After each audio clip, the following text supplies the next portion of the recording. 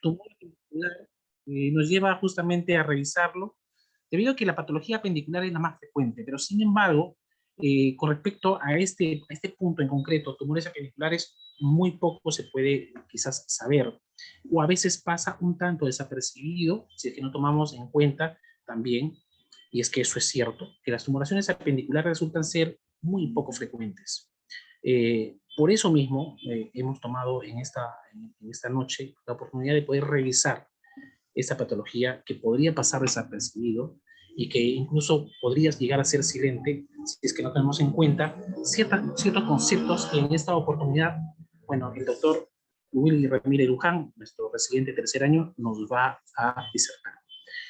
Doctor Willy, buenas noches. Doctor Melano, ¿qué tal? Buenas noches. Bueno, agradecerle por la oportunidad. Vamos a empezar, si usted así lo indica, con la Perfecto, vamos a exposición. empezar. Ya, perfecto. ¿Ahí se ve bien? Sí, correcto. Ya, perfecto. Bueno, yo soy el doctor Willy Ramírez, residente de tercer año de Cirugía General del Hospital Vitarte. En esta oportunidad vamos a tocar lo que son el tema de tumores apendiculares. Primero que nada, bueno, a manera de introducción, ver bueno, que vamos a tocar un poquito de anatomía, de manera muy ligera, como un recordar, y se ve una histopatología, que es bastante importante en este caso, ya que vamos a ver los diferentes manejos que pueden haber según la etiología histopatológica, factores de riesgo, clínica, diagnóstico, clasificación, tratamiento y al final unas conclusiones, ¿no? Para ver qué cosas nos podemos llevar de acá. Bueno, para empezar, bueno, que la apéndice va a derivar de lo que es el colon a nivel del ciego, principalmente, ¿no? Como bien nosotros sabemos, ya hemos aprendido, la ubicación anatómica va a ser la confluencia de las dos tenias cólicas a 2 centímetros de la bóveda ileocecal, nuevamente, ¿no? Acá podemos ver su distribución y cómo se encuentra irrigada, ¿no? Para ver eso vamos a verlo acá de mejor manera en esta lámina, en la cual vamos a ver que eh, de la arteria mesentérica superior, rama de la aorta, va a una de sus ramas va a ser la ilocólica, y esta rama ilocólica va a emitir una rama que va a ser la apenicular, ¿no? También llamada ilio-vesículo-apéndico-cólica, ¿no? Acá se ve de mejor manera las dos ramas secales, anterior, posterior, y la rama apenicular, que con sus variantes podemos ver que pueden hacer a veces de la rama ilial, de la misma iliocólica, o incluso de un tronco previo, ¿no? El drenaje venoso va a ser también por las mismas venas, el mismo nombre, a la vena mesentérica superior, ¿no? Esta parte es importante recordarla porque vamos a ver más adelante que los ganglios y linfonodos van a estar relacionados con el drenaje venoso, ¿no? El drenaje linfático va a estar relacionado con el drenaje venoso, que va a tomar importancia para el momento de hacer el tratamiento, ¿no? Quirúrgico principalmente. En la parte anatómica, como recordáis de los ganglios, esta es, bueno, una imagen de la guía japonesa de patología colorectal. ¿A qué grupo, qué número pertenecen?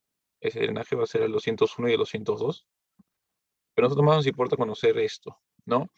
Esto es eh, del Instituto de Cáncer de Estados Unidos, donde se ve el drenaje venoso, linfático del ciego, ¿no? Donde vamos a ver que los linfonodos a tomar importancia van a ser los pericólicos, el antesecal, el posterosecal, el ileocólico y el de la cólica, ¿no? Como lo podemos ver acá, principalmente. Estos van a ser los que se van a considerar regionales. Ya bueno, en cuanto vamos a ver un poquito de lo que es epidemiología, el doctor, como bien dijo, es una patología poco frecuente, ¿no? Pero importante igual conocerla. Se dice que históricamente la incidencia es de 0,12 casos por millón de personas, pero en los últimos años se ha visto un aumento importante, de cierta manera, si es que lo vemos exponencialmente, a casi uno por cada 100.000 personas, ¿no? Sigue siendo infrecuente, pero ha habido un aumento ahí, y ese aumento sea probablemente asociado a una mayor capacidad de diagnóstico, ¿no? Imagenológico, las tomografías, ecografías, mayor exposición de ellos, y el registro del mismo, ¿no? Teniendo en cuenta que también se mandan más las muestras a patología y estas son registradas. Se calcula que aproximadamente al año se hacen 300.000 apendicectomías anuales en Estados Unidos. encontrando neoplasia hasta en 2% de estos casos, ¿no? Como para tener cierta referencia. En cuanto a los tipos más frecuentes, vamos a tener los tumores epiteliales y neuroendocrinos, NET también llamados, ¿no? Es importante conocer estos dos tipos. Se dice, bueno, que el tumor más frecuente del apéndice son los neuroendocrinos, pero eso sí si es que consideramos los malignos y benignos, ¿no? Pero si consideramos solamente malignos, vamos a ver que los adenocarcinomas van a ser los más frecuentes, ¿no? A la cabeza los mucinosos con 37%, segundo lugar no mucinosos, de células caliciformes, y al final vendrían ya los neuroendocrinos malignos, ¿no? Ahorita vamos a ver un poquito más de esa clasificación para poder entenderlo de mejor manera. En cuanto a los factores de riesgo, en esta publicación eh, de, la, de 2018, mencionan unos factores de riesgo, pero que no están completamente relacionados, pero igual los mencionan, como ser mayor de 50 años, historia familiar de cáncer de colon, antecedentes de enfermedad inflamatoria intestinal, apendicitis crónica, una anemia de repente sin causa aparente, y un hallazgo importante que se puede encontrar en un estudio de rutina, una dilatación apendicular sin engrosamiento de la pared, ¿no? En cuanto a esta patología, para saber de dónde derivan todos estos tipos de neoplasias apendiculares, de tumores apendiculares, hay que saber la histología normal y de qué células provienen, ¿no? Vamos a ver que del enterocito provienen aquellas neoplasias epiteliales, mucinosas y no mucinosas. De las células enterocromafines van a venir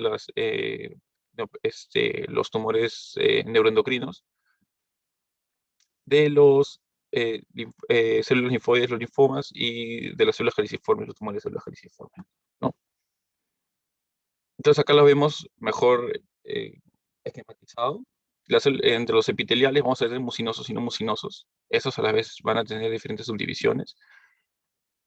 Los no epiteliales, los neuroendocrinos, como vimos, linfomas, sarcomas y GIST, ¿no? Lo que vamos a tocar ahorita son los neuroendocrinos. Y los de células caliciformes van a tener una variante mixta entre una celular mixta entre adenocarcinomas con características de los neuroendocrinos. Principalmente a veces algunos de ellos tienen receptores, por lo que muchas veces se llega a confundir y se toman como neuroendocrinos, pero no es así. Son completamente distintos. Y su manejo también es distinto. ¿Por qué? Porque vamos a ver que van a ser más agresivos que los neuroendocrinos, y es por eso que deben ser tratados como adenocarcinomas, ¿ya? Ahí la importancia de poder diferenciarlos. Entonces, en cuanto a la histopatología de tumores apendiculares, solamente hablando de los epiteliales, vamos a ver que se dividen entre mucinosos y no mucinosos, como vimos. Esa es una clasificación, por así decirlo, un poco antigua, ya que ha sido resumida y simplificada desde el año pasado, en 2016, desde hace unos cuantos años, de 2016, en un consenso que se hizo por limitar toda esta cantidad de definiciones a estas que vamos a explicar. Si vemos, por ejemplo, términos como mucosele, que era un término patológico, ya se ha alejado solamente de una descripción macroscópica. El cistoadenoma, esto también ha sido retirado. Entonces, los que tenemos ahora son estos de acá a la mano derecha: adenocarcinoma, pólipos, una neoplasia apendicular mucinosa de bajo grado, otra de alto grado, el adenocarcinoma mucinoso, el adenocarcinoma, y aquellos que tengan presencia o no de células en anillo de sello, ¿no? Para decir que una neoplasia tiene células con anillo de sello, tiene que ser la presencia de mayor del 50% de las células de anillo de sellos en el estudio, ¿no? Y para decir que una lesión es mucinosa, mayor del 50% de mucina extracelular. Ya, acá remarcado en este cuadro azul están aquellas que van a ser mucinosas: las de bajo grado, alto grado y el adenocarcinoma mucinoso. Estos van a ser llamados LAM, estos HAM, que es de lo que vamos a tratar hoy día, ¿no? Mencionar que estos adenocarcinomas no mucinosos van a guardar mucha relación, o se van a también referir a ellos como tipo colónicos, ¿no? Entonces, para tocar también bastante parte de esto, como vimos acá de los mucinosos, vamos a encontrar el pseudomixoma, que es lo que vamos a hablar a continuación. ¿Qué cosa es el pseudomixoma? Se, se describe más como historia natural de la enfermedad, por así decirlo, no como un síndrome, que se va a caracterizar por la presencia de mucina y o células neoplásicas epiteliales en el peritoneo o serosa de otros órganos. ¿Cuándo va a suceder esto? Cuando hay una ruptura espontánea o intraoperatoria de repente al manipular un apéndice o por la propia extensión transmural del mismo tumor, ¿no? La causa más frecuente va a ser la neoplasia pendicular. También existen neoplasias mucinosas de ovario, colon, uraco y páncreas, ¿no? Pero la apendicular va a ser la más frecuente. Importante acá no dejar pasar la oportunidad de mencionar que si es que se evidencia un tumor mucinoso, una masa mucinosa ovárica más mucina interperitoneal, la mayor probabilidad es que sea esa una metástasis de un tumor apendicular, no que sea necesariamente primario de ovario. Mencionar también que es bastante importante que estos depósitos de mucina en la cavidad van a seguir el flujo peritoneal. Eso quiere decir que primero se van a encontrar por la pelvis y paracólicos y luego van a ir hacia el epíploro y cápsula hepática, ¿no? El compromiso mesentérico intestinal se va a ver todavía en una enfermedad avanzada, ¿no? Este también pseudomixoma peritonei se ha visto también clasificado, subclasificado en cuatro condiciones. Como celular de mucina, de bajo grado, de alto grado y con células en anillo, teniendo en cuenta acá los criterios a la mano derecha, ¿no? Entonces, todo esto es mencionar y diferenciarlos porque es importante, porque vamos a ver que cada una de estas diferencias histopatológicas va a tener un pronóstico distinto, ¿no? Este es un estudio que se hizo, bueno, del año 2012, en el cual se evidenció que según el estadio, el tipo histológico se evidenciaba o no mayor o menor supervivencia, ¿no? Vamos a ver que los LAMs se encontrarían casi al 100%, los neuroendocrinos van a tener también un buen pronóstico, serían ellos dos los más, dentro de los neoplasias, las más benignas, por así decirlo, ¿no? Y posteriormente ya tendríamos las neoplasias de células caliciformes, los adenocarcinomas mucinosos y no mucinosos, y en células en anillo, ¿no? Acá me parece importante correlacionarlo con esta clasificación de la OMS según el grado de diferenciación que pueden tener en el estudio anatomopatológico los diferentes tipos. El LAM, que es de bajo grado, el HAM de alto grado, vamos a ver que el LAM se considera G1, el HAM G2, al igual que un adenocarcinoma, y en células en anillo pasa a ser un G3, ¿no? Eso guarda correlación acá con el pronóstico de cada uno de los pacientes, ¿no? Bueno, en cuanto a la clínica, vamos a ver que la clínica va a ser variable e inespecífica. Se pueden diferenciar algunas características en cada uno de estos tipos de tumores neoplasias. Vamos a ver que los mucinosos van a tener un dolor vago a nivel del abdomen inferior por dilatación de la- del apéndice, por acumulación de mucina, ¿no? El pseudomixoma va a ser una entidad, como vimos, es parte del síndrome, una vez que se perforan o hay extravasación transmural, que va a ser asintomático y hasta etapas finales donde el paciente de repente puede venir porque refiere distensión abdominal, ¿no? Los no mucinosos hablan más que nada de pérdida de peso, anemia crónica, y los neuroendocrinos lo que se habla es de un síndrome serotoninérgico, ¿no? Es lo más frecuente, lo que se encuentra en la literatura, pero se ve que solamente está en el 5% de los pacientes, ¿no? Y que va a estar asociado a una metástasis hepática. Lo característico es el flashing, el broncoespasmo y la diarrea, ¿no? Lo que sí se va a ver de manera frecuente es que estos van a debutar como apendicitis, ¿no? Principalmente aquellos que comprometen la base apendicular. Y entre ellos los más frecuentes va a ser los neuroendocrinos, ¿no? Entonces, bueno, en cuanto a los exámenes auxiliares, vamos a tener laboratoriales y de imágenes. En el laboratorio, parte de la batería de exámenes va a ser un perfil hepático, por el compromiso que puede llegar a tener a nivel hepático como metástasis. Ir marcados tumorales, sea 125 y sea 19,9 para los epiteliales, y para los endocrinos principalmente cromogranina A y el ácido 5 hidroxiindolacético en orina de 24 horas, ¿no?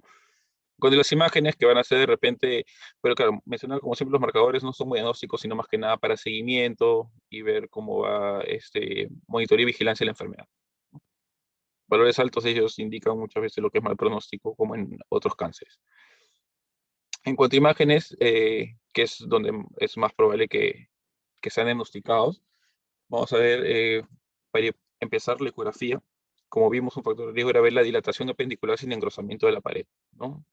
Que no guardaría relación con una apendicitis, que sería más que nada un hallazgo. En la tomografía de abdomen y pelvis nos va a servir para realizar ya el diagnóstico. Vamos a ver más adelante algunas imágenes características de cada uno y de ellos y los hallazgos que podemos tener, o también así como la metástasis hepática, ¿no? En la tomografía de tórax, que eso se pide ya para también descartar metástasis pulmonar, compromiso en uno de ellos, y la colonoscopía, ¿no? Que es bastante importante cuando si es que hacemos el diagnóstico de manera pre o post quirúrgica, pues, ¿no? Que si es que fue de manera incidental. Y esto, ¿dónde cobra importancia? Más que nada porque vamos a ver que los epiteliales endocrinos van a tener lesiones colónicas metacrónicas en el 10 a 20% de los casos, ¿no? Entonces va a tener bastante importancia si es que lo identificamos de manera previa para poder descartar o no que hay una lesión más ahí, ¿no? A nivel del colon. Bueno, y la resonancia magnética va a tener un uso importante, sí, en aquellos casos en los que se quiere evaluar el compromiso peritoneal, no metástasis en los casos de ese pseudomexoma, que se va a ver mejor que en una tomografía, pero vamos a ver, la sensibilidad va a ser mejor, pero vamos a ver, la accesibilidad es un poco más difícil. Ya. En cuanto a los tumores apendiculares, acá vemos algunas de las características que comentamos. Con los estudios de imágenes, qué cosa vamos a encontrar, ¿no? Y vamos a ver que las neoplasias mucinosas principalmente se va a ver en mucocele, que es una descripción macroscópica, que es el apéndice lleno de mucina, depósitos que pueden haber alrededor del apéndice, localizados de mucina también, diseminación del mismo, que ya vendría a ser un pseudomixoma, o ya compromiso extraperitoneal, que es un poco más raro, ¿no? En los mucinosos. En los no mucinosos se va a ver más que nada, no se va a ver mucocele, ya principalmente lo que es una masa de tejidos blandos, con adenopatía regional, y que puede tener metástasis a distancia, peritoneo, hígado, incluso también pulmón. Y los neuroendocrinos van a ser masas pequeñas que se van a encontrar principalmente en a nivel de la punta, a la punta, aproximadamente casi 65%, con también puede encontrarse lo que es adenopatía regional, y las metástasis hepáticas van a ser raras, pero van a ser frecuentes, ¿no? Que van a guardar relación con el síndrome serotoninérgico, como conversamos previamente. Entonces vamos a ver que un poquito sobre los mucinosos. Como dijimos, el término mucocele es una descripción macroscópica de una apéndice normal distendida por mucina, y acá se ve muy bien, ¿no? Acá abrieron el apéndice y vieron todo que contiene mucina, y acá se ve también cómo de la misma manera se abierta parcialmente y se evidencia la mucina, ¿no? Eso es algo importante reconocer nosotros porque podríamos encontrar en algún momento, ¿no? La causa puede ser patologías neoplásicas o no neoplásicas epiteliales productoras de mucina. Se dice que la causa más común no neoplásica es el quiste de retención mucinoso, ¿no? Generalmente que mide menor de 2 centímetros. Y acá sugieren también que aquellas lesiones de mucoceles mayores de 2 van a tender a ser malignas, ¿no? Por frecuencia. Acá vemos una imagen en la tomografía. Vamos a ver que la mucina se va a ver de manera hipodensa, ¿ya? Y puede presentar focos de calcificación, como acá se ve. Importante también reconocer que la mucina se puede encontrar de manera extraperitoneal, como acá en esta imagen que se encuentra a nivel suprahepático, ¿no? En otro sitio. Acá también se ve el engrosamiento de la pared, inflamación alrededor de ella. Y bueno, ese es un cuadro que había asociado a una apendicitis, ¿no? Se busca la dilatación apendicular. En cuanto, bueno, como dijimos, al identificar un mucocele, lo que hay que hacer es buscar mucina extraluminal, o sea, que se encuentre intraperitoneal, como en la imagen previa que vimos ahí. Y esas son a buscar hipodensidades en el mesenterio, a nivel perisecal, sacoedulas, los espacios y recesos de la cavidad abdominal, ¿no? Vamos a ver este LAM, por ejemplo, que llegó en una paciente ya posapenectomizada a los 12 meses y 22 meses, la acumulación progresiva, ¿no? A nivel acá alrededor del útero y posteriormente incluso a nivel ya perihepático, ¿no? Si bien es una hidronefrosis por el mismo efecto de masa que hizo esa colección de mucina intraabdominal. Entonces, ya hablando un poquito más de lo que era la mucina intraabdominal y el pseudomixoma, también lo vamos a ver acá de manera macroscópica cómo se ve por encima del omento, como todos estos nódulos de mucina, ¿no? Puede llegar a tener una cantidad considerable que va a llegar a denominarse como una citis mucinosa, con implantaciones peritoneales o mental caking, que es que es uno de los términos que se aplica a nivel radiológico. El efecto de masa que llega a distorsionar la estructura que se ve el hígado y el vaso distorsionados, ¿no? Así como también puede presentar las calcificaciones que mencionamos previamente, como se ven acá y acá, y que en casos avanzados pueden llegar incluso hasta causar obstrucción intestinal, ¿no? En cuanto a tumores no mucinosos, como mencionamos, van a ser masas focales de partes blandas o infiltración parcial del apéndice sin llegar a formar un mucocele, ¿no? Porque la mucina es lo que los diferencia. Se puede ver también reversa de la grasa peripendicular, engrosamiento de la pared, que nos va a sugerir extensión de la enfermedad o de repente un cuadro agudo concomitante, ¿no? En esta imagen podemos ver cómo acá a nivel del apéndice se evidencia una invasión del mismo, una masa grande, similar a un tumor, que al final fue una de carcinoma no mucinoso, y acá también a la mano izquierda, a la mano derecha, ¿no? Como hay este aumento difuso de lo que es la pared apendicular. En cuanto a los tumores neuroendocrinos, vamos a ver que van a ser de menor tamaño, como dijimos previamente, van a encontrarse principalmente a nivel de la punta, van a ser masas de partes blandas con bordes irregulares, con reacciones demosplásicas y calcificación, ¿no? Es importante con esto mencionar el tamaño. Como vemos adelante va a ser importante para el tratamiento, pero también nos puede llegar a sospechar a buscar algo más, ¿no? Si vemos de repente una masa, el 95% de ellos van a ser menores de 2 centímetros. Eso dice que va a tener una baja posibilidad de metástasis, principalmente nodal, que es lo que va a importar al momento del tratamiento, que es lo que va a condicionar el tratamiento, el tamaño. Aquellos mayores de 2 centímetros se van a ver que van a tener un compromiso en un tercio de los casos, ya con metástasis nodal o compromiso nodal, lo que va a sugerir una resección más amplia, ¿no? Acá se pueden ver las lesiones también que se encuentran y acá abajo lo de la reacción desmoplásica que mencionamos. Bueno, existe un TNM para las lesiones epiteliales y las lesiones neuroendocrinas, ¿no? Es importante conocer que los LAMS, que son los de bajo grado, van a ser patologías que van a estar confinadas al apéndice, no van a estar más allá de la muscular propia, considerados también in situ. Que cuando hablamos ya de un T1, un T2, hablamos ya de lo que son principalmente adenocarcinomas y los de alto grado. Ahí no entran los de bajo grado, por definición. Pero que sí cualquiera de ellos tres puede llegar a ser un T3 y T4, ¿no? Esto precisamente porque se habla de que esta mucina celular puede llegar a infiltrarse, no tener imaginaciones a lo que es hasta el nivel de la serosa, como vimos. Estos LAM pueden llegar a causar un pseudomixoma, ¿no? El compromiso nodal, 1, 2, 3, 4, y bueno, acá vendría a ser lo de la clasificación que vimos del pseudomixoma peritoneo, ¿no? Si es que es celular, si es que de repente tiene tejido epitelial mucina, o si es que hay de repente algún compromiso ya de otro órgano, ¿no? En cuanto a los neuroendocrinos, acá lo que va a importar más que nada, como se diferencia acá, no es tanto el tipo histológico, sino más que nada el tamaño, ¿no? Y ahí es donde radica la importancia.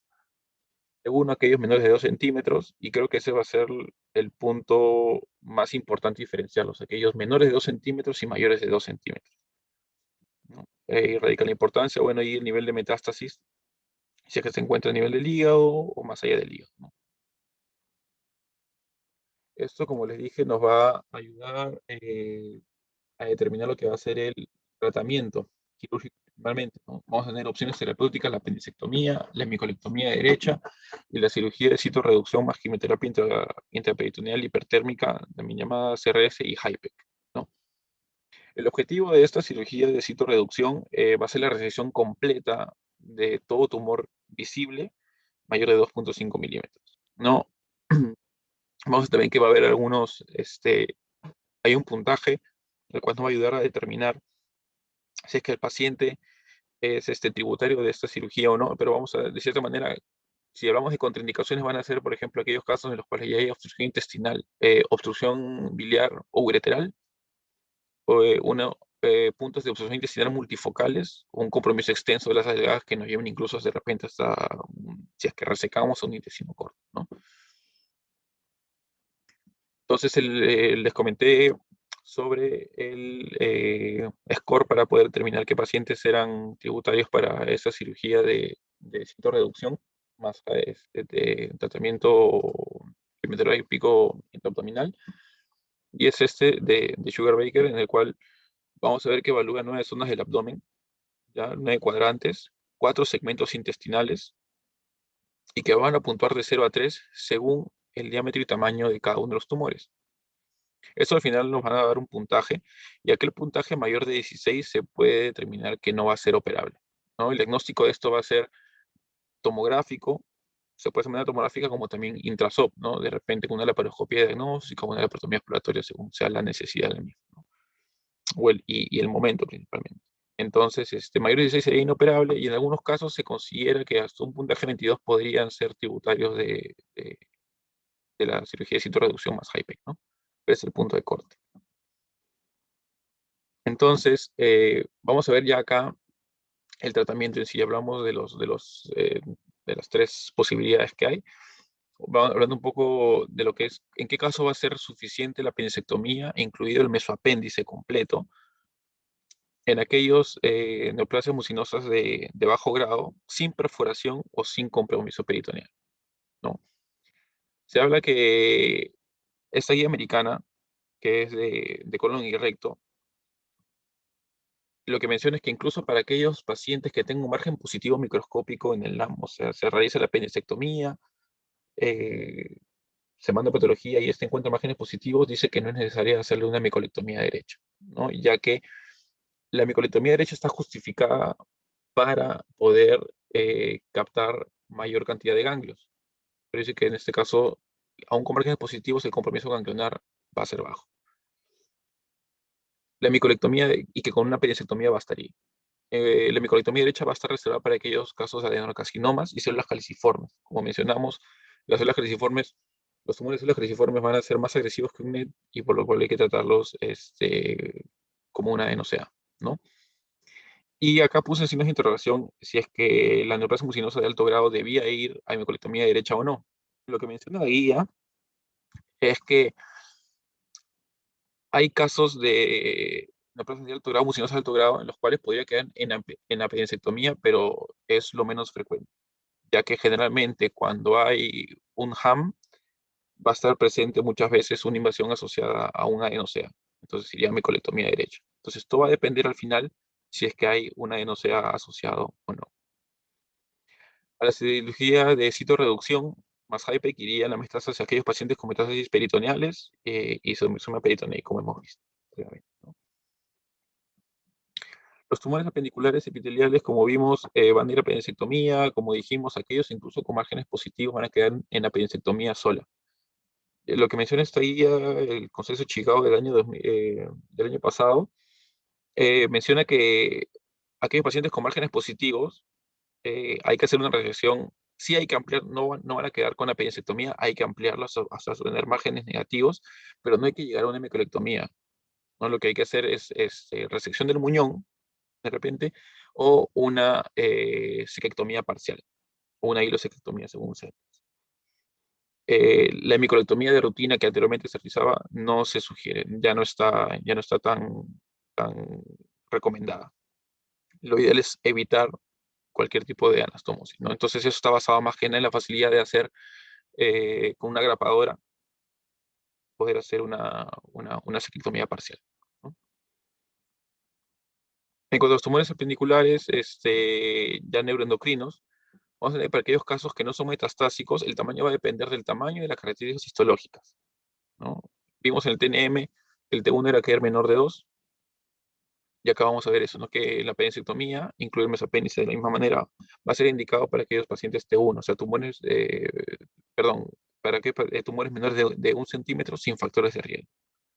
Y la hemicolectomía derecha para aquellos tumores mayores de 2 centímetros, porque se va a evidenciar, como bien conversamos, que la hemicolectomía se justifica por el tema de captar mayor cantidad de compromiso ganglionar y se va a evidenciar que en aquellos tumores mayores de 2 centímetros va a haber un compromiso nodal de hasta 40% de los casos. Ahí radica la importancia del tamaño, ¿no? Y en aquellos tumores de 1 a 2 centímetros, eso siempre ha sido tema de discusión, si es que debían ir a hemicolectomía o no. Y la guía americana del año 2019 se basa en ese estudio del año 2015, en lo cual se evidencia que aquellos pacientes, que la supervivencia de pacientes que fueron a una resección primaria y posteriormente una hemicolectomía derecha no modificó.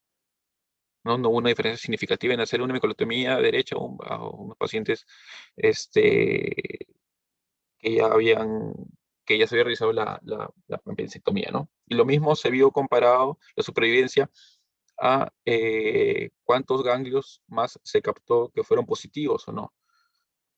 Y no hubo mayor diferencia en ellos tampoco, ¿no? Entonces es por eso que lo que concluyen es que para aquellos tumores de 1 a 2 centímetros, lo que hay que hacer es una evaluación de caso por caso individualizada, qué pacientes serían tributeros de recibir una hemicolectomía derecha y quiénes no.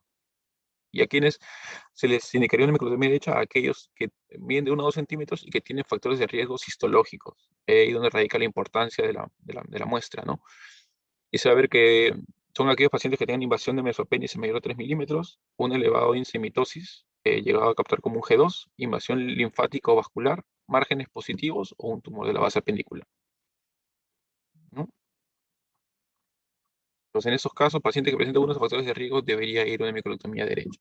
Y aquellos que no, que midan de 1 a 2 centímetros sin factores de riesgo, pueden quedar con su apendicectomía estándar, ¿no? Que ya se realiza. Entonces, si es que ese es un algoritmo que encontré, que me pareció bastante interesante, según los hallazgos intraoperatorios que podamos tener, ¿no? Por ejemplo, en el caso de tener un cuadro de apendicitis, un mucocele o una masa pendicular en el cual la base está libre, se le realiza la apendicectomía y esa muestra se manda a patología, ¿no? Y vamos a ver si es que fue una apendicitis o un mucocele con mucina celular. Se le va a complementar el screening según edad, sexo, y eso es todo, ¿no? Si de repente se ve, claro, que hay un mucocele de bajo grado, o una adenocarcinoma in situ, o de repente vemos un tumor neuroendocrino menor de 1 centímetro y con márgenes libres, una colonoscopía que complementar el estudio y seguimiento. Pero si vemos de repente que ya tiene alguna ya se torna un poco más agresivo, por así decirlo, como ya hablamos de lo que es una adenocarcinoma, un tumor neuroendocrino con los factores de riesgo que ya mencionamos, o un tumor con células caliciformes, que como vimos debe tratarse como una adenosea, va a ir un estudio completo, un screening total, con colonoscopía, con tomografía de tórax, abdomen y pelvis, marcadores, y ese va programado para una hemicolectomía derecha oncológica, ¿ya? En caso de repente estemos intrasop y vemos mucina libre, o sea, intraabdominal, extrapendicular, eso ya sería sospechar en un pseudomixoma, pues, ¿no? Y lo que se recomienda acá es realizar unas biopsias de los implantes de la mucina misma y una apendicectomía de ser posible. Posteriormente que vaya estudios, todos los estudios necesarios de screening, y en caso, bueno, se determine si es que esa lesión es resecable o no, pues, ¿no? Si es que se vienen de repente implantes o lesiones ahí, hay que realizar una laparoscopía, una laparotomía exploratoria, aplicar el índice de Sugar-Baker y ver si es que ese paciente va a resección o si es que no llega a ser quirúrgico.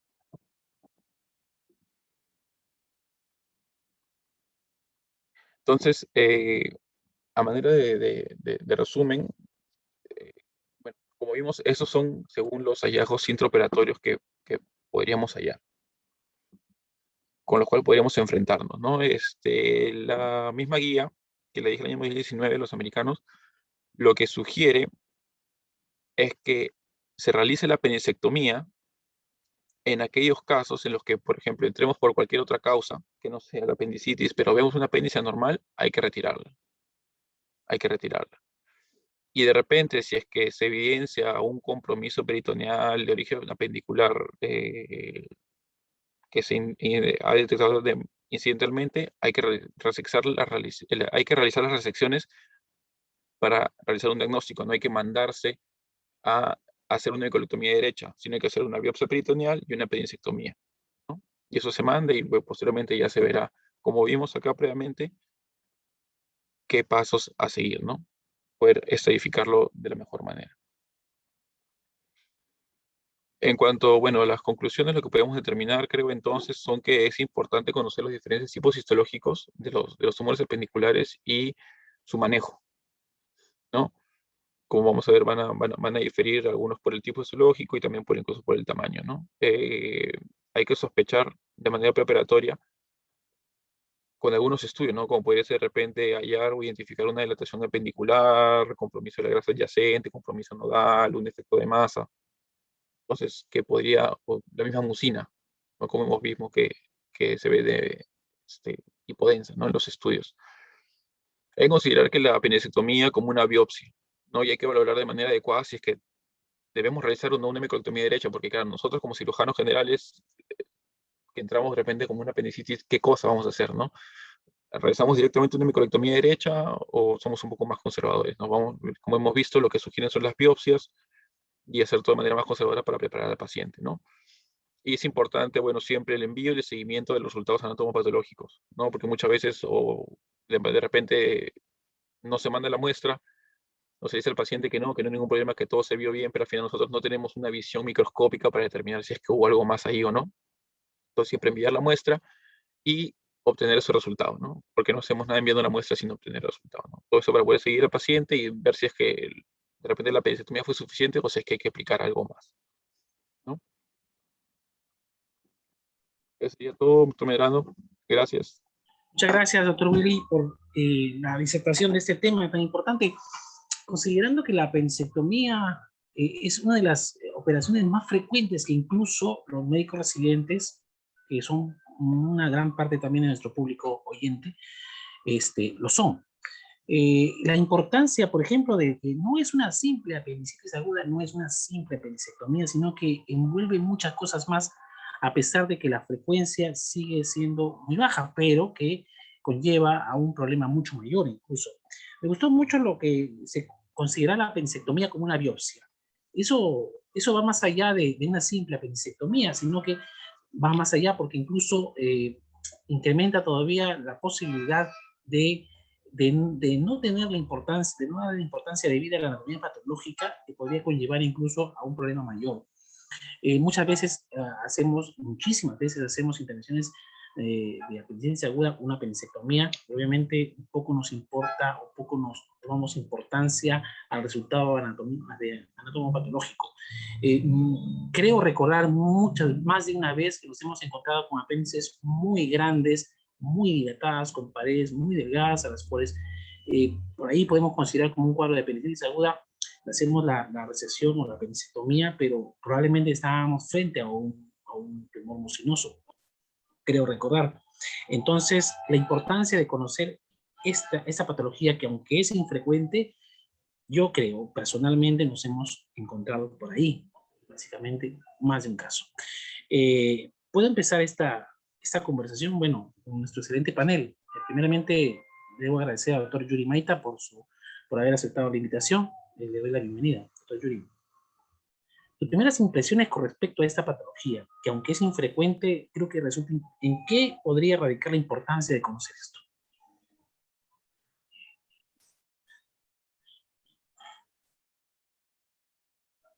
Tu audio, doctor Yuri, ¿su audio puede abrir? Disculpe. Buenas noches, doctor Johan. Buenas noches a todos los invitados y asistentes a esta tan importante charla, y primeramente felicitar al presidente. Y igual que tú, yo me sumo, ¿no?, a tu comentario, ¿no? Todas las apéndices deben irse a estudio. Todas deben irse a estudio. Antes, me acuerdo, cuando trabajaba por la selva, operábamos apéndices y todas las apéndices iban al tacho.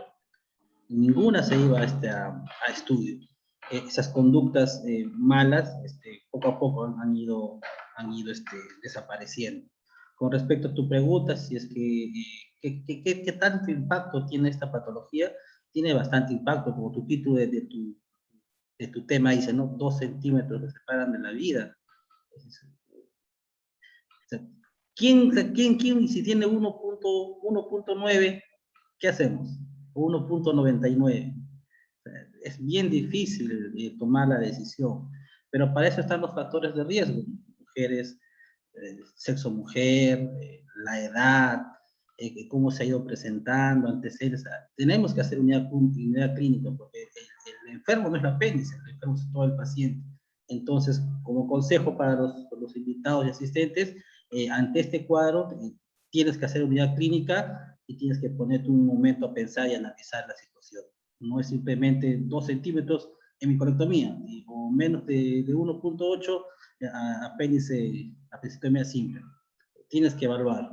Evaluar es el consejo que les puedo dar. Tu audio, Johan.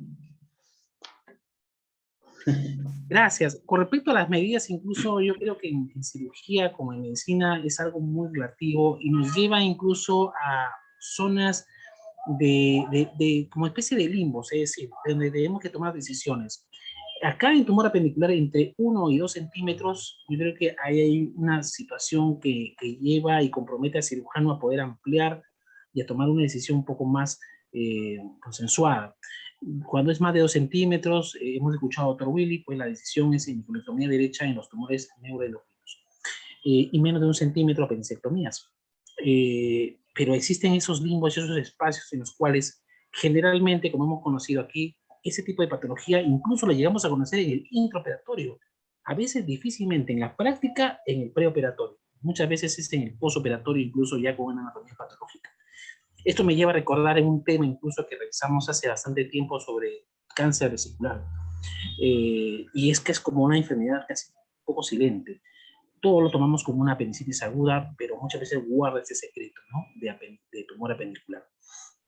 Por eso la importancia quizás de conocer esta patología. Le traslado la pregunta al doctor Lengua. Doctor Lengua, buenas noches. Gracias por participar. Buenas noches, doctor Yuri. Un saludo a los amigos del Hospital Militar, a la doctora Wilka, al doctor al doctor Basaldúa, al famoso doctor Villegas, Basaldúa, Correa, a todos esos grandes amigos. Bueno, pasando al tema. Un tema importante que quizás algunas veces nos vamos a tocar con él. Will le ha dicho la frecuencia, son relativamente raros. Y si vemos también por edad, la mayoría de estos tumores son en personas 40, 50 años, ¿no? Y nuestra gente apendicitis generalmente pues menores de 40 años. En ellos sí podemos encontrar los tumores neuroendocrinos, ¿no? Que una característica de estos tumores que lo diferencia de los demás es que podemos encontrar así en la forma tumoral. ¿Qué es lo que caracteriza a estos tumores para los residentes, ¿no? ¿Dónde buscar a estos tumores? Generalmente la mayoría de estos tumores están en la porción distal. Ahí es donde podemos sospechar de esto. Y otra cosa que podemos sospechar es la imagen esa que presentó Willy, ¿no? Ver ese moco. Ese moco es lo que va a caracterizar a estos tipos de tumores. Moco más una tumoración de 1 o 2 centímetros distal, eso hay que pensar en estos tipos de tumores. Generalmente, en la práctica clínica, bueno, yo en todo mi tiempo haber visto dos tumores. Son sumamente rarísimos, ¿no? Y algunos van a encontrarlos en el resultado de anatomía patológica, porque van a entrar a operar, ni siquiera se van a dar cuenta, y recién se van a dar cuenta cuando recién viene el resultado de anatomía patológica. esa parte de que estos tumores, la mayoría de estos, pueden desarrollar pseudomixoma y pacientes con abdomen distendido, eso también es infrecuente, ¿no? Y bueno, y ahí ya también nos estamos saliendo un poco más del tema, porque nuestro problema principal es que como cirujanos generales, que como residentes, que son la mayoría que operan las apéndices, nuestra sospecha va a entrar, vamos a entrar por apendicitis aguda y nos vamos a encontrar con este hallazgo intra o en el resultado de anatomía patológica. Eso es lo que tenemos que tener en cuenta.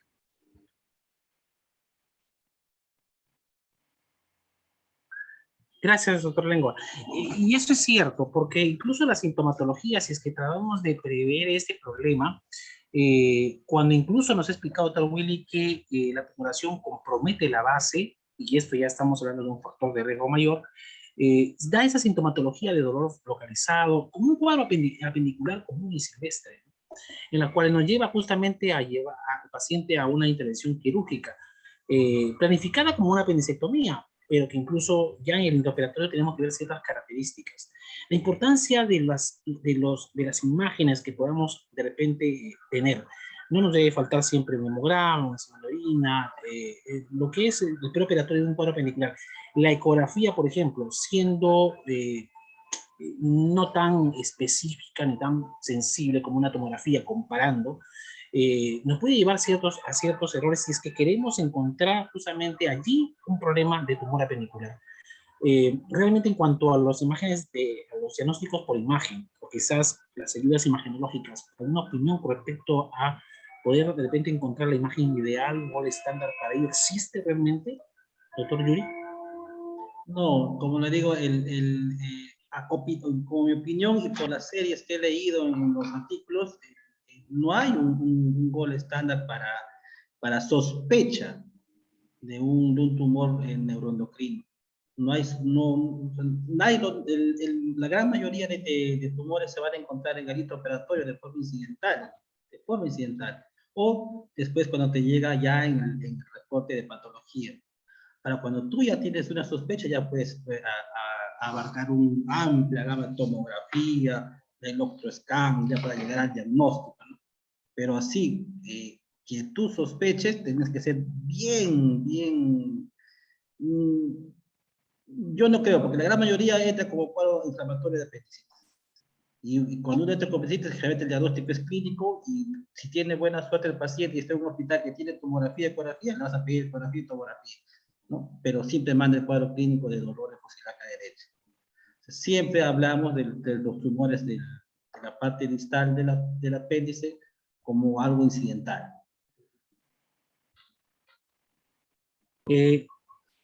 Acá hay una pregunta, y sigo contigo, Yuri, con respecto, bueno, agradezco muchísimo la participación del doctor Ronald Arroyo. Él ha sido un profesor magnífico en el pregrado. De aquí mis saludos al doctor Ronald Arroyo. Muchas gracias por seguirnos. Sobre el comentario, ¿no? Sobre rescatar la importancia de los marcadores tumorales y de qué manera ayudarían mucho, o sea, si hubiera alguna relación con algunos casos de adenocarcinoma en adultos mayores, ¿no? A pesar de ser raros. Los marcadores como método de tamizaje no están indicados, ¿no? Pues no nos van a dar diagnóstico ni sirven como método de tamizaje como gol estándar.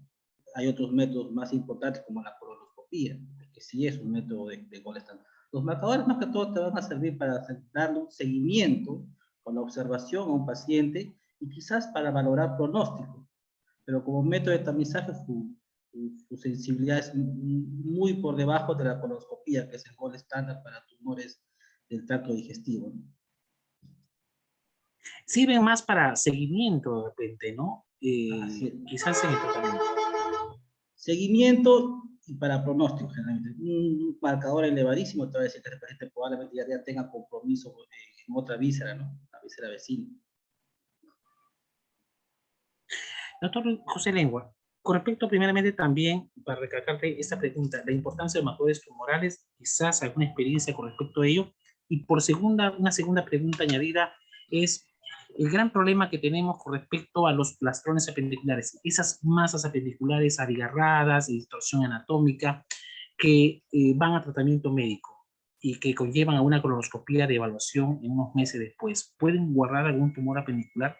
Primero la pregunta de marcadores tumorales y después me puede contestar esta pregunta de masa apendicular, tumores versus tumores apendiculares. Bueno, respecto a los marcadores tumorales, o sea, como te digo, nosotros vamos a entrar por un cuadro de apendicitis aguda, nunca vamos a pensar en pedir a un paciente como preoperatorio un marcador tumoral. Como te dije, este tipo de patologías la podemos encontrar en dos formas, en la intraoperatoria o en el resultado de anatomía patológica. Ya con el resultado de anatomía patológica sí podemos pedir marcadores tumorales. En la mayoría de estos, por ejemplo, en el AN, en el HAN, en el adenocarcinoma mucinoso y en el GOBLET, podemos pedir el CA19-9 y el CA125, ¿no? Son los marcadores que, como dije, ya son para pronóstico esta cuestión.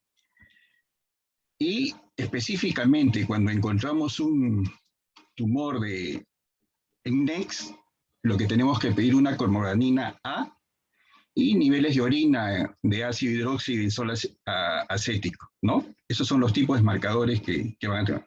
Pero esto solamente va a servir para, en alguna manera, ayudarnos al diagnóstico, ¿no? Postoperatorio.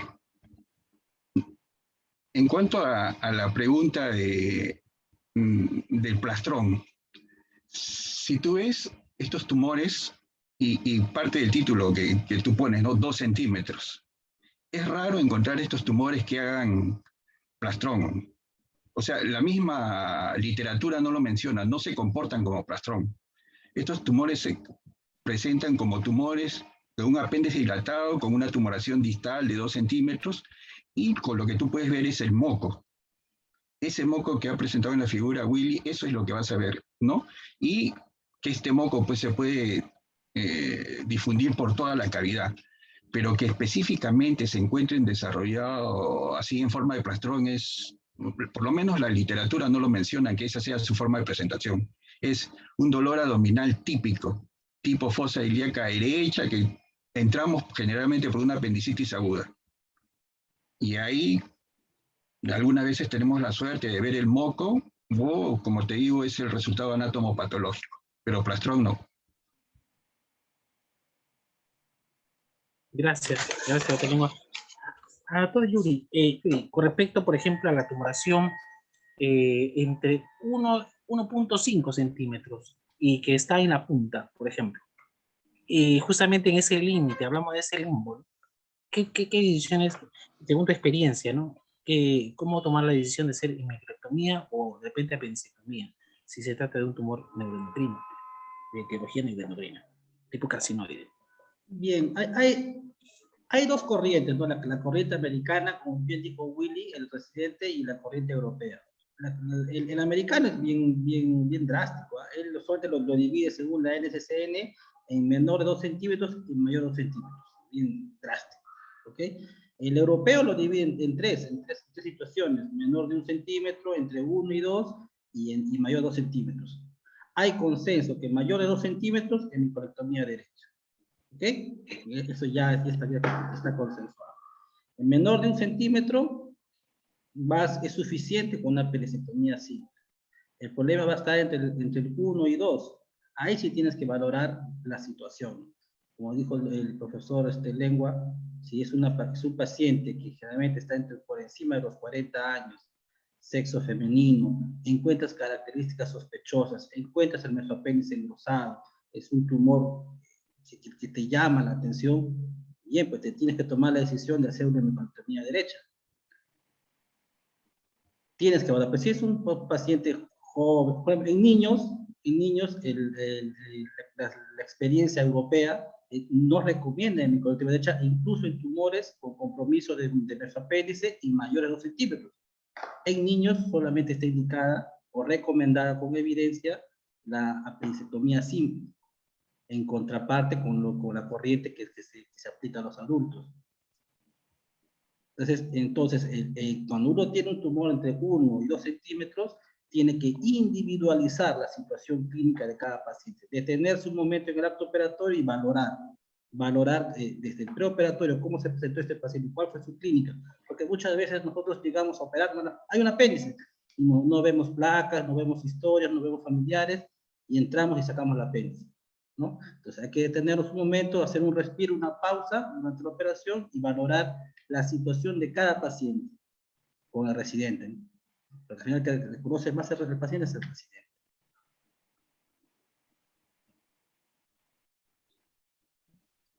Gracias.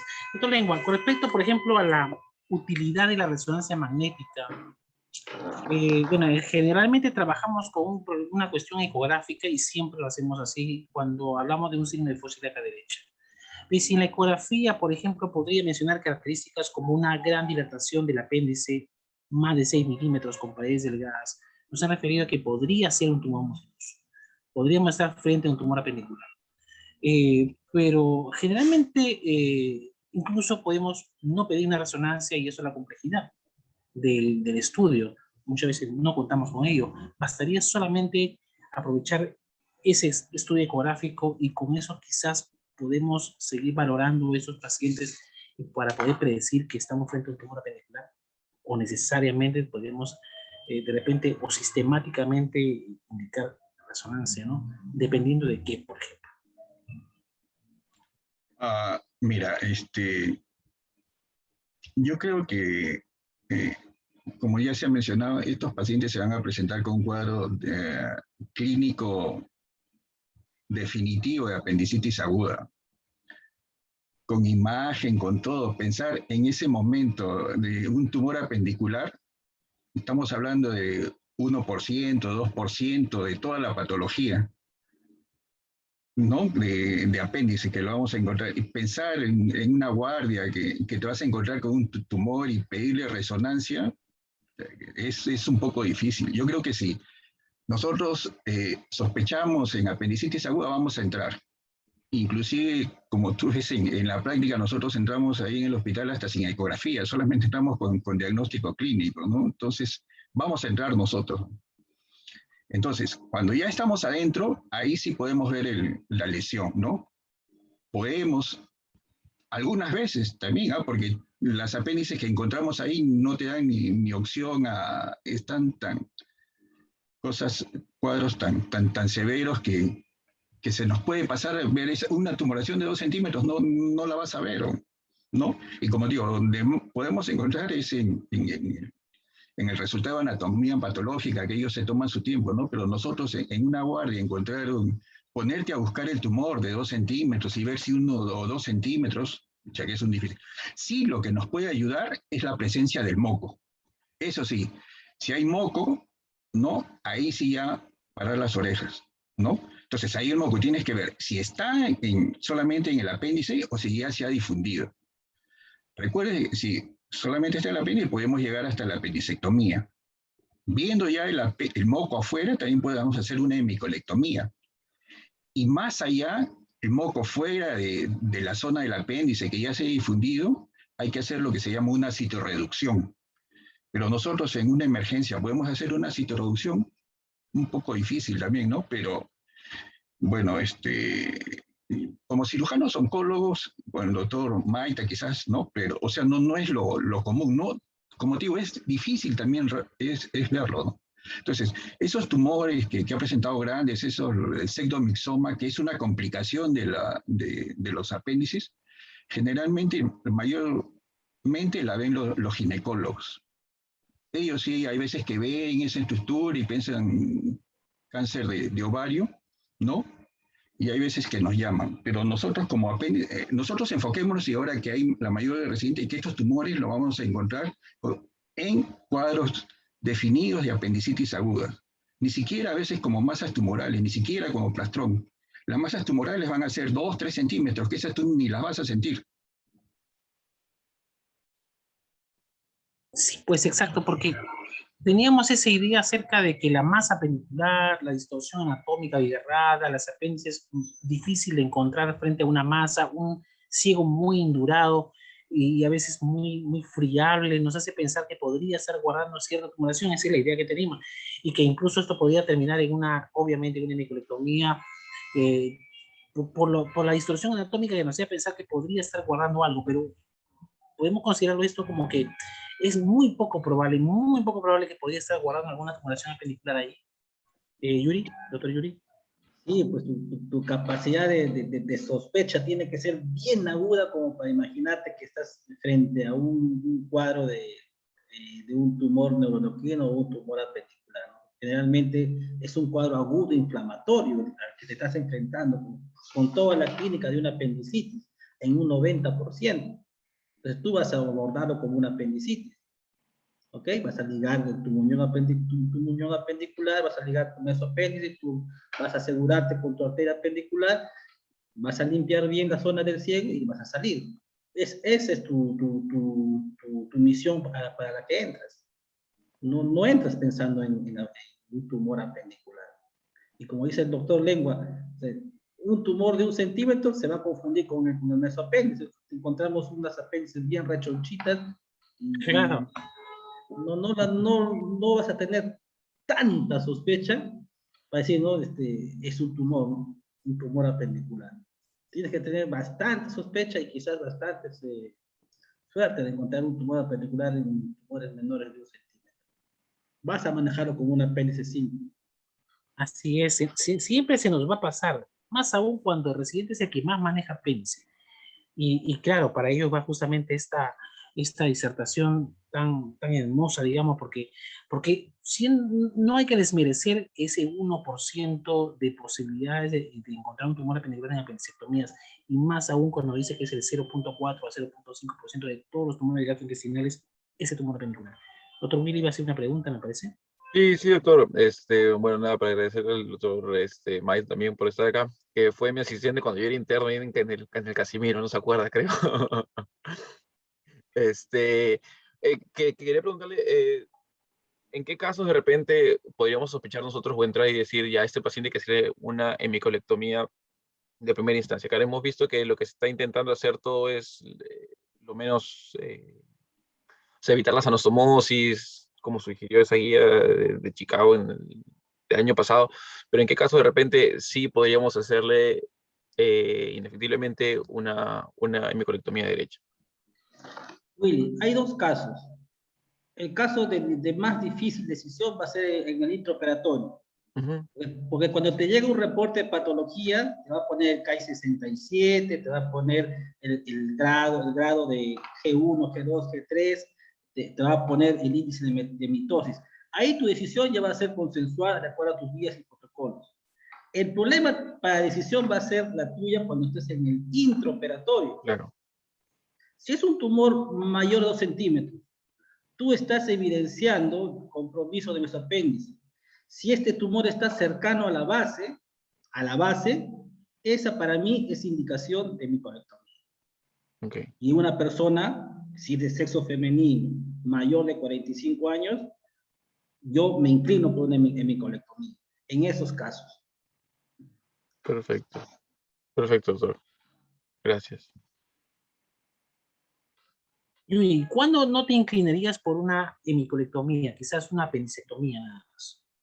Un paciente joven, Ujú. joven, con el tumor en la parte distal del apéndice, ahí yo lo pensaría 2 veces.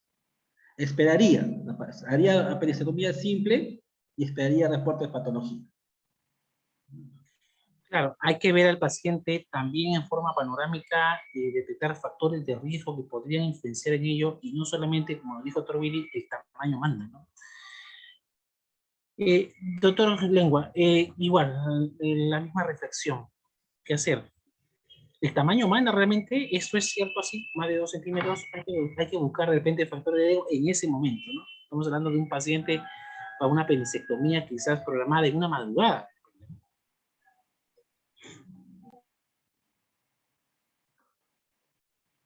Su audio, doctor. Sí, su audio. Bueno, lo que menciona la literatura, pues es el 2 centímetros, ¿no? Dan como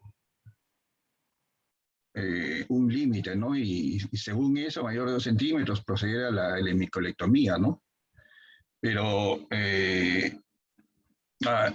si bien es cierto, tú entras a operar un apéndice y ves un tumor de 2 centímetros, ¿quién te dice que no es un adenoma?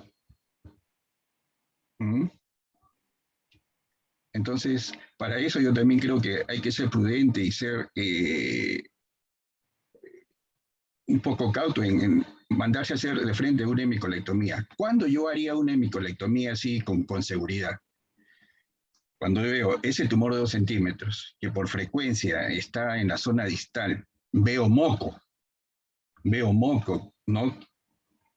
Periapendicular, un poquito, ahí yo me atrevería a hacer una apendicectomía, porque ese moco ya me está diciendo de que es una lesión, ¿no? Que puede ser un LAN, un HAN, eso, a la larga todos son cáncer, el LAN, el HAN, ¿no? Pero son cáncer. Ahí me podría yo atrever a hacer una hemicolectomía. Ahora, respecto a lo que estabas comentando en antes de si tú encuentras una lesión o una induración a nivel del ciego, ya esa es otra cosa. Estos tumores son específicos del apéndice y son tan específicos que cuando Willy habló de epiteliales, el epitelio solamente está en la mucosa y las células enterocromafines, las células epiteliales, todo es mucosa. Y es un poco difícil que, ¿no? Entonces, es un poco difícil que si tú encuentras una patología, una induración a nivel del ciego, ya ahí sí hay que pensar en otra cosa. Pero acá es netamente apéndice. Y se van a reventar en el apéndice. El moco ese se va a salir en el apéndice, no se va a salir en la base del ciego. Ya en la base del ciego la base del ciego es más o menos un compromiso del 15% que tú encuentras ahí la lesión, pero la mayoría de estos tumores van a estar en la porción distal. Y como te digo, característico, así clínico, que tú puedas ver, ese es el moco, ese moco que ha presentado Willy en su foto, eso es lo que te puede decir que estás a una patología. Y el moco, por si acaso, el NEC, que es el más frecuente, no presenta este tipo de moco. El NEC es una tumoración indurada, no hay presencia de moco, no van a pseudomixoma. Entonces, fíjate cómo es la figura. Gracias. Doctor Yuri, yendo a la parte práctica, tu experiencia con respecto a tumores apendiculares, si nos puedes contar. ¿Has encontrado muchas veces con ello? ¿Cuántas veces? ¿Qué ha podido hacer? Una vez entré con una apendicitis y vi una tumoración, pues, ¿no? Indurada, que se acercaba a la base, y era una persona, bueno, relativamente anciana, y bueno, sí, le hice la hemicolectomía derecha, y bueno, sí salió un adenocarcinoma. No salió tumor de neuroquino, pero salió un adenocarcinoma. Entonces ahí la indicación sí estaba bien dada, ¿no? Más he tenido casos, Johan, de pacientes que vienen con su reporte de anatomía patológica. Y ahí la decisión para tomar qué hacer es difícil.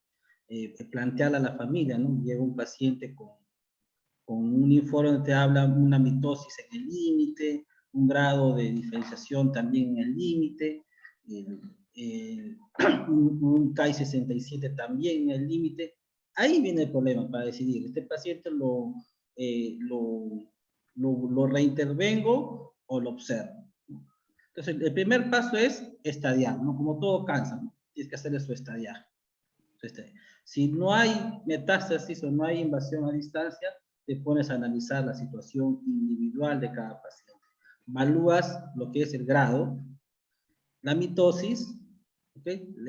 Quizás el compromiso linfovascular y el Ki-67. Y para eso hay guías, hay consensos, y de acuerdo a eso tú vas tomando la decisión. Si es un grado, un índice de mitótico mayor de 20, es un Ki-67 mayor de 20, y quizás es un grado 2 o 3, ese paciente se va a hemicolectomía, independientemente de que si estaba o no estaba en la base, en el tercio distal o en el medio, ahí te va a hemicolectomía derecha. Pero si es un G1, un Ki-67 menor de 2, índice mitótico menor de 2, el paciente solamente queda por observación. Eso ya es más protocolo. Claro, mucho más complejo, más específico. Lo llevas a una cirugía electiva y como me has dado cuenta, generalmente los diagnósticos, el postoperatorio justamente nos lleva a tomar esas decisiones. localizamos e identificamos al paciente en esa etapa, ¿no? Postoperatoria, mayormente. Pocas veces pre y pocas veces intraoperatorio. Sobre esto mismo, doctor Lengua, su experiencia con respecto a los tumores apendiculares. Como te digo, me he tocado con dos experiencias. Una es cuando estaba en la unidad oncológica de ICAC, y como te dije, pues llegué a hacer una hemicolectomía porque en un paciente de edad se veía la tumoración, se veía el moco, ¿no? Entonces, llegué a hacer una hemicolectomía, ¿no? Que después esto fue confirmado con el resultado de anatomía patológica, ¿no? Fue un adenocarcinoma mucinoso. Pero como te digo, pues esas son las mínimas posibilidades. Como dice el doctor Maita, la mayoría de estas los encontramos en informe anatomopatológico. Y ahí sí hay que valorar, ¿no? Los índices que se mencionan, ¿no? Y según eso tomar una decisión.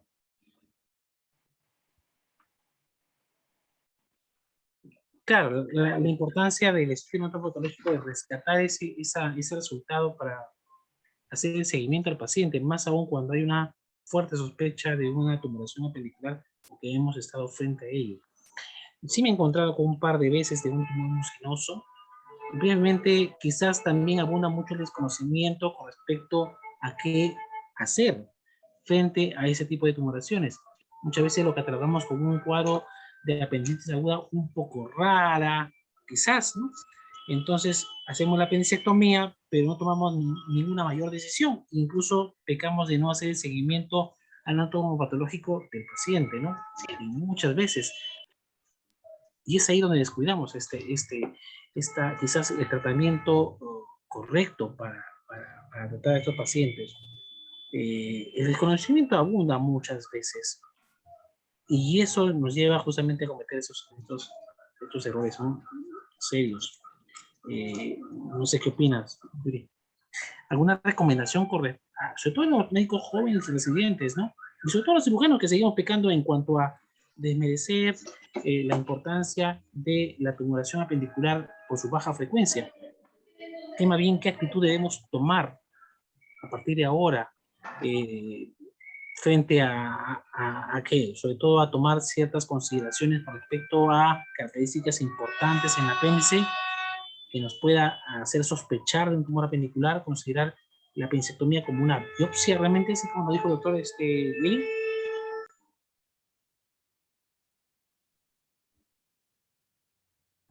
Doctor Yuri. Bien, sí.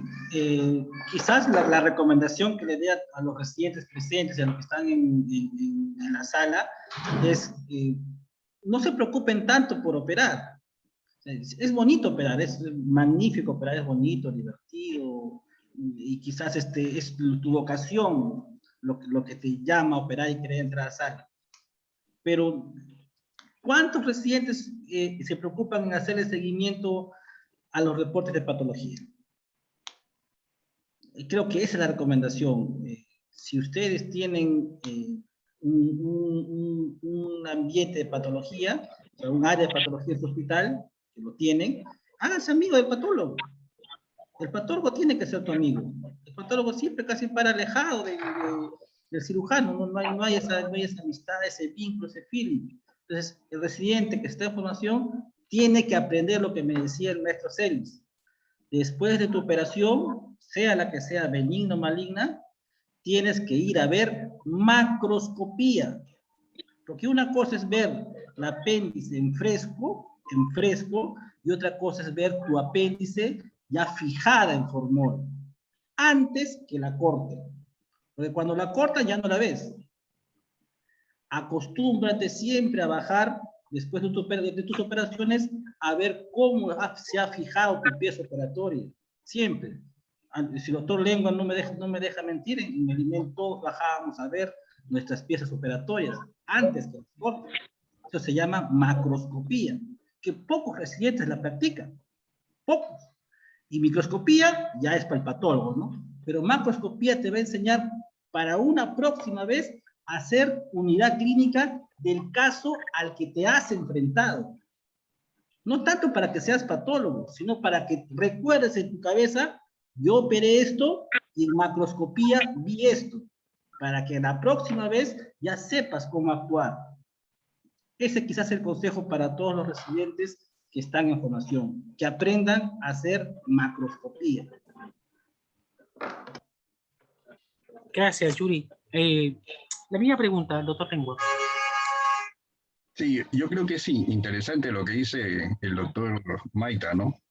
Creo que tenemos que acostumbrarnos a ver la macroscopía. Y tanto es importante que, como te digo acá, reconocer ese moco es lo que nos lleva al diagnóstico, ¿no? Entonces, eso es sumamente importante, pues hacer amigo del cirujano tiene que ser amigo del patólogo, del anestesiólogo, del radiólogo, porque ya que allá en el INEN era eso, ¿no? Nos decían programa el paciente y no tenían nada, teníamos que buscar al radiólogo, buscar al cardiólogo y así, ¿no? Entonces, esta patología es para eso, ¿no? Gracias, doctor Lengua. Doctor Willy, ¿voy a hacer una pregunta? Su audio, doctor Willy. Pido disculpe. Ya, en caso, por ejemplo, lo último que vi era, bueno, hablaban de la apendicectomía, la hemicolectomía derecha, pero en esa guía del año 2020 también se menciona la posibilidad de hacer una cicectomía parcial. Claro, yo he visto de que las realizan de repente en aquellos sitios que tienen autosutura y demás, ¿no? Entonces yo pregunto, en nuestro caso, en nuestro medio, ya viene un paciente con su patología que viene con un LAM, y hablan de que hay que hacerle una cicectomía parcial. Nosotros que no tenemos, de repente el tema de autosutura, ¿qué posibilidad tendríamos que hacerle? ¿Le hacemos una cicectomía? ¿Le hacemos una hemicolectomía derecha? ¿Lo derivamos? ¿Lo referimos? ¿Qué es lo que aconsejaría el doctor? Doctor Yuri, sí, te trataba la pregunta. A veces, generalmente, hay escuelas en las cuales no son tan radicales de hacer una microlectomía y podrían, sí, escuchado hacer una cicectomía, solamente resecar el ciego, nada más. ¿Qué opinas sobre eso? Bien, no estoy de acuerdo, no lo recomiendo, porque si como expuso Willy, ¿no? La mesentérica superior se va a dividir en tres ramas, ¿no? La cólica media, la cólica derecha y la ilocólica. Y la ilocólica se va a dividir en lo que se llama la hilo biseco apendicocólica, al hilo biseco apendicular. Entonces ellos comparten un mismo drenaje. Entonces, hacer una cectomía parcial sería catalogado como una cirugía insuficiente, porque no es el problema el ciego. El problema de estos tumores es el compromiso ganglionar. No es tanto el ciego, es el compromiso ganglionar. Y lo que tú tienes que controlar es la diseminación y compromiso ganglionar. Y tú mismo lo has expuesto, los grupos que pasan por los vasos pericólicos. Entonces, la indicación que está en las guías, ante la sospecha de un tumor o un tumor confirmado, es hemicolectomía derecha. Por control de enfermedad, por los ganglios, se tienen que disecar por lo menos 12 ganglios. No vas a disecar 2, 3 ganglios. Tienes que irte hasta el nacimiento del miocólica. ¿Ok? 12 ganglios te piden las guías americanas como mínimo para hacer una linfectomía en esa zona. Ok, gracias. Doctor Lengua, ¿su opinión? Sí, bueno, antes quería hablar sobre los hallazgos, ¿no? Y también cómo a los residentes hacerlos pensar en esta patología, que como ya se ha dicho repetidas veces, estos resultados los vamos a recibir en anatomía patológica. Entonces, ahora ya los conceptos, por ejemplo, de tumor carcinoide, ya actualmente ya ese diagnóstico ya se descarta, ¿no? Ahora se habla de LAN, de HAN, de tumores neuroendocrinos. Entonces, los residentes en sus resultados de anatomía patológica van a encontrar esa terminología. Van a encontrar tumor neuroendocrino, van a encontrar LAN, HAN. Entonces, ellos o el asistente que esté frente a esos diagnósticos, bueno, hacer la interconsulta si tienen cirujano oncólogo o si no, dependiendo de los hallazgos, ¿no? ¿Van en hemicolectomía o no? Entonces, eso, cuando estén ante esas palabritas de tumores de células Goblet, de tumores neuroendocrinos, LAN, HAN, entonces todas esas patologías son cáncer, ¿no? En mayor o menor grado, pero son cáncer. Entonces, eso hay que hacerle el seguimiento respectivo y hay que hacer la cirugía, ¿no? Entonces, desde el punto de vista quirúrgico, nosotros como cirujanos, las opciones que tenemos es la apendicectomía, la hemicolectomía derecha ya definida, no hacerse costomía, esa cuestión, y como yo lo ha justificado el doctor Maita, ¿por qué hacer una hemicolectomía? ¿No? Las otras cosas son estudios, así, cosas en pequeñas cantidades, ¿no? Pero lo que está establecido es la hemicolectomía. Entonces, desde el punto de vista quirúrgico, apendicectomía, hemicolectomía y la citorreducción. Esas son las tres técnicas que nosotros tenemos que hacer y actuar en estos casos. Y eso va a depender, pues, de donde nos encontremos, ¿no? Sitios especializados o no. Pero, desde el punto de vista quirúrgico, como nosotros como cirujanos, esas son nuestras tres posibilidades quirúrgicas que se deben hacer ante estos tipos de tumores. Gracias, doctor Lengua. Si hubiera alguna pregunta o algún comentario de nuestros participantes, ¿podrían hacerla?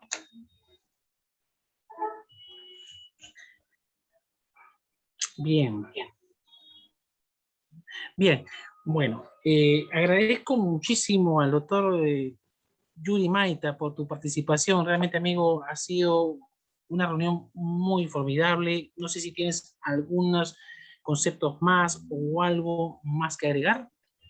No, simplemente felicitar y decir a los residentes que tienen en el Hospital de Ate una escuela ya formada, y no la pierdan.